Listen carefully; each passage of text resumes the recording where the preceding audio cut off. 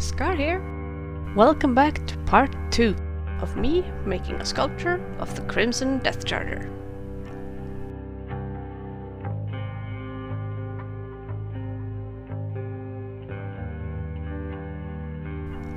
After making the base in part 1, I can now set it aside and get on with the star of the show. I've made a quick sketch to have an estimate of how big I need to make the different parts. With that as a background, I need to figure out a way to make this hollow so that I will have room for another set of cables, wires and LED lights to make the lights in the eyes and mouth. Normally this is something I would make room for in the base alone and then pass a wire through, for example, one of the feet. But in this case the feet are transparent, so the wire would show, and it's made out of solid epoxy, so I cannot pass it through later, so I cannot do that. Inside the head there will not be enough space for the battery pack and the switch, so I have to make use of the space inside the main body and make an open passageway big enough that will let me pass the wire and the lights into the head after hardening the clay. I plan to let the saddle be a lid for the room inside, so I can have access to change batteries and turn the lights on and off. I use aluminium foil, wire and a wooden stake to make my armature. But I will also need to make the armature hollow, so I cannot just clump up some foil like I would normally do. So I'll use a good old rock in more or less the right size to start building around in a way so that I can remove the rock later, making a hollow space.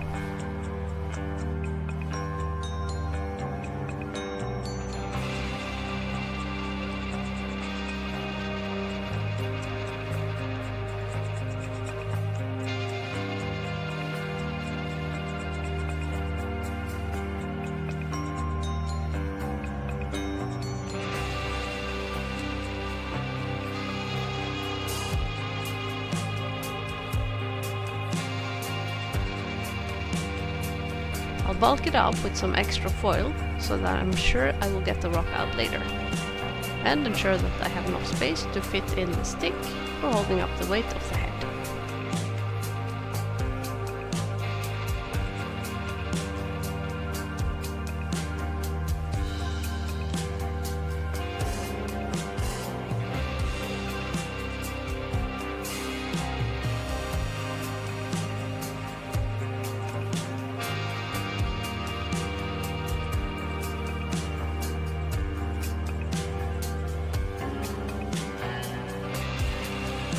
Then it's just a matter of covering it with clay and smoothing it out.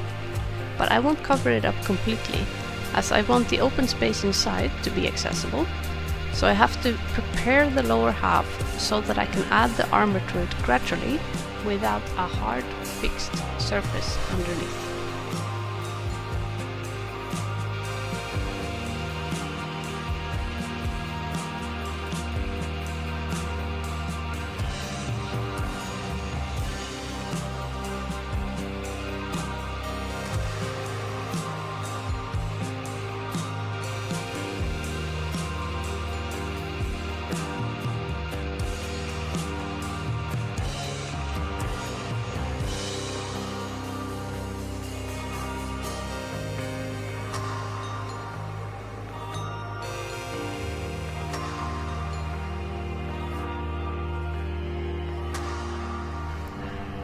In my part 1 video, I made this skull and made a mole out of it to decorate the base.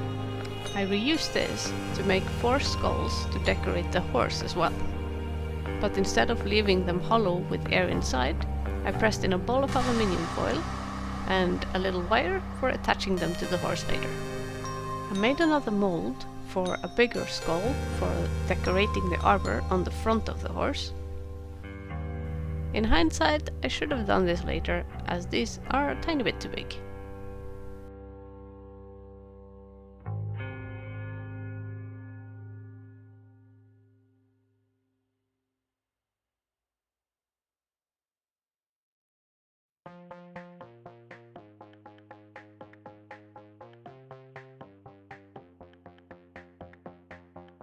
I made mold for the teeth, as I wanted them in transparent clay, so the light will show through.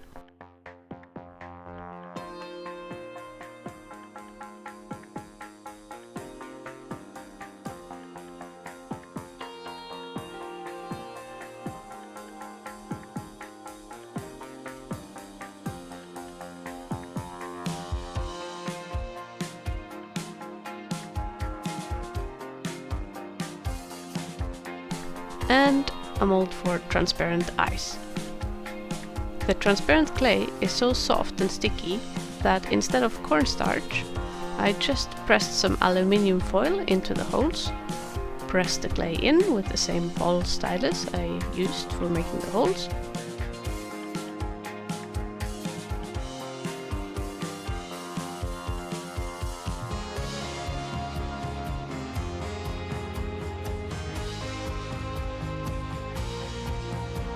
and that way it was as simple as lifting out the foil with the clay in it and toss it in the oven, as it was without any danger of deforming the eyes, making some nice transparent eyeballs for Mr. Crimson. Ooh, that's a good name. I'll call him that from now on.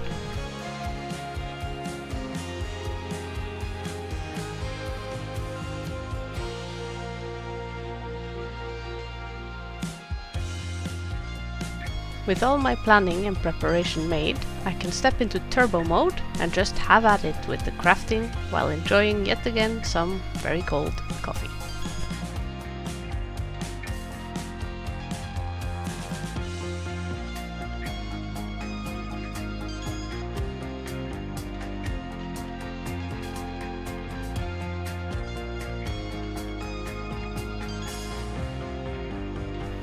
After a quick trip to the oven, Mr. Crimson's body is ready for some strings for holding up his weight and connecting him to the epoxy legs later on.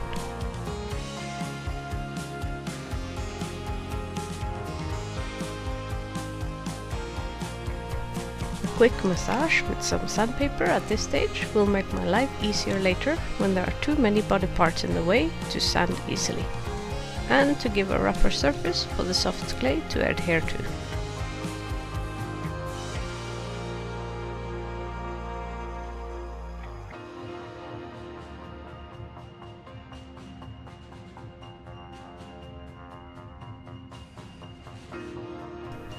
I really wanted to give this sculpture some life by having Mr. Crimson show off some of his best prancing, the typical statuesque way that classical statues prance with some general on top, sword lifted epically. But I could not think of a good way to make the front legs have lights for this kind of pose, so I had to go with the boring all feet on the ground kind of pose. But if you have a good idea for how I could have done it while still using fairy lights, let me know in the comments section below.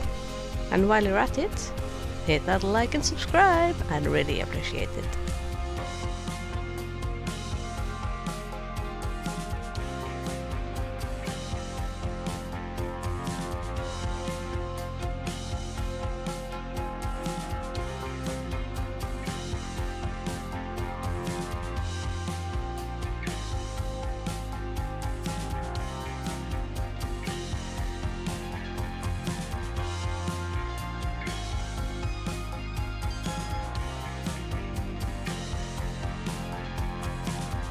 The indents I make are to prepare a way for the next layer of clay to stay connected, or to have them ready so that I can potentially use them as key or registration points if I want to have the lid go over any of these places.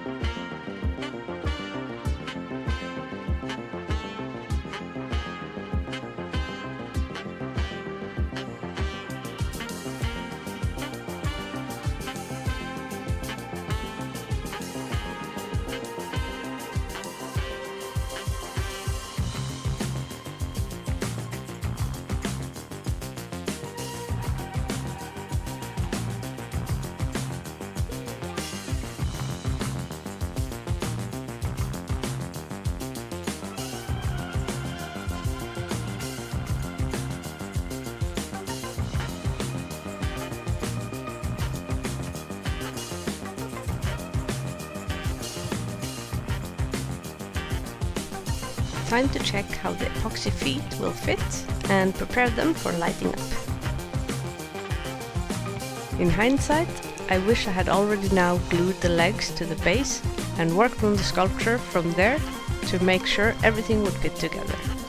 But I was afraid that the big base being connected to it would make it very difficult to work on the rest, as I would not have been able to lift, twist and turn it around for all the detailed work that was needed.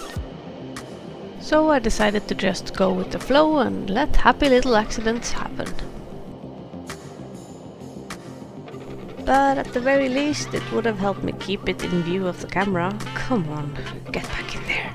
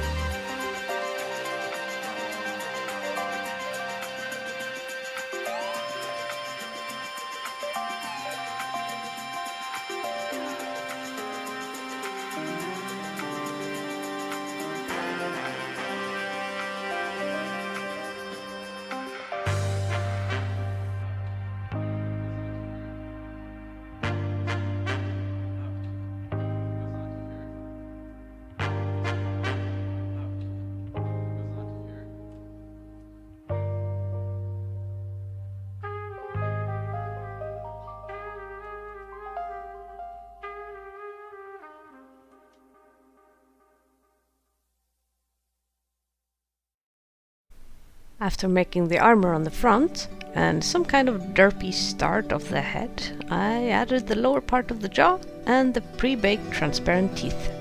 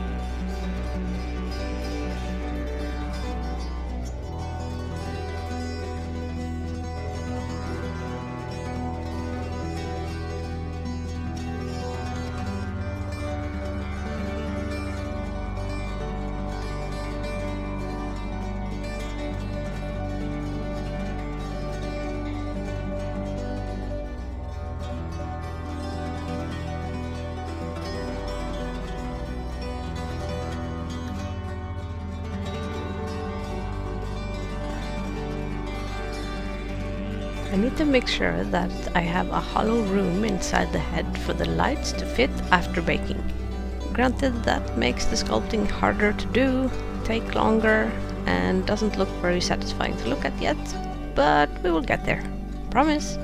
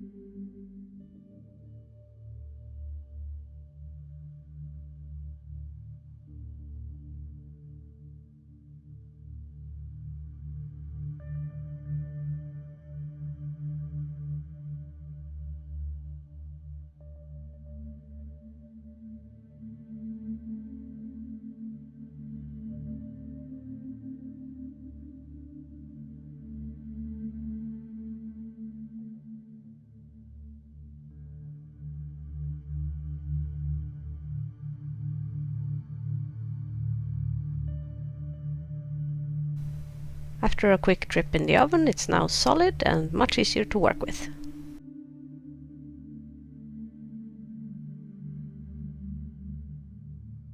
I was not very happy with how the mule/nose turned out.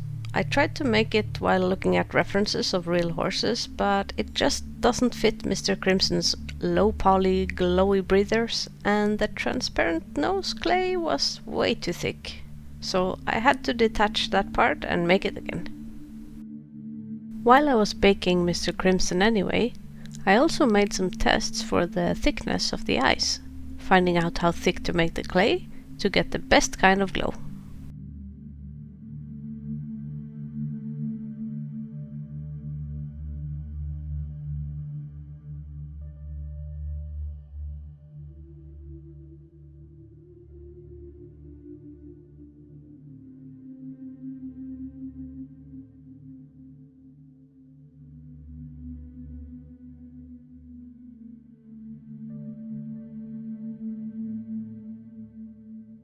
I spent some time making a gradient from blue to white on the legs for that dead horse kind of cold glow, ready for mounting later on. And I also made a random head test for a different project where I needed a hollow head to make glowing eyes, learning in that project that I need a thick base coating of black primer so light does not come through other than from where I want the glow.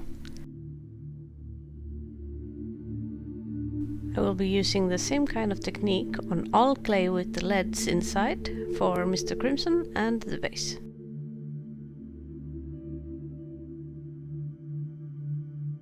So while I wait for my head to work around Mr. Crimson's mule issues, I mix the dust from sanding and some glue together to make a putty I can fill into the holes and cracks on the base. I could have used clay for this and put it back in the oven, but I had already installed the LEDs under the transparent panels, so this way I did not have to demount the LEDs.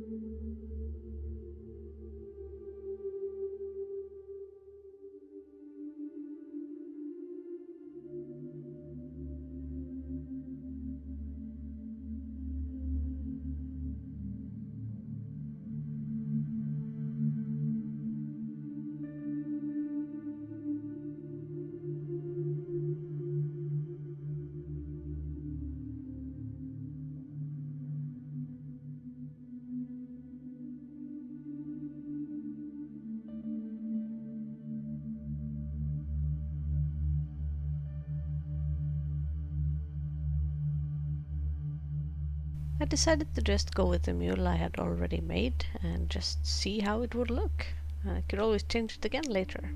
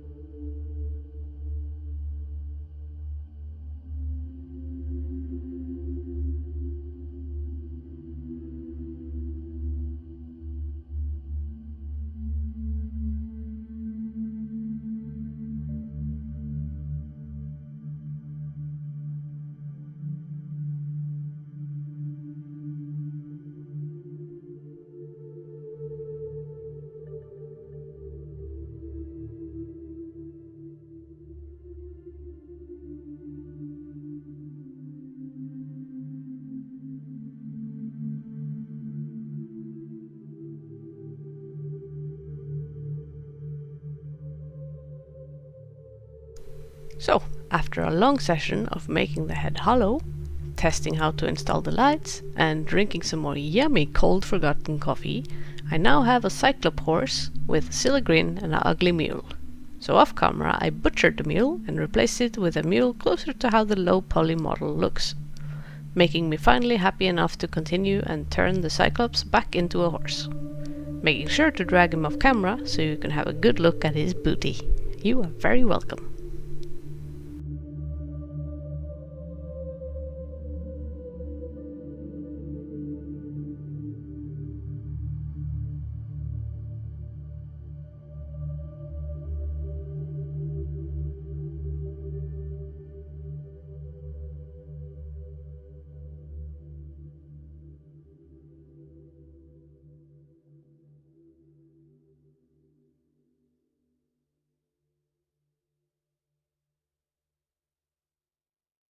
Time to install the ice. I simply insert the already made, hardened, half stairs of transparent clay into the soft clay in the position I want for the ice.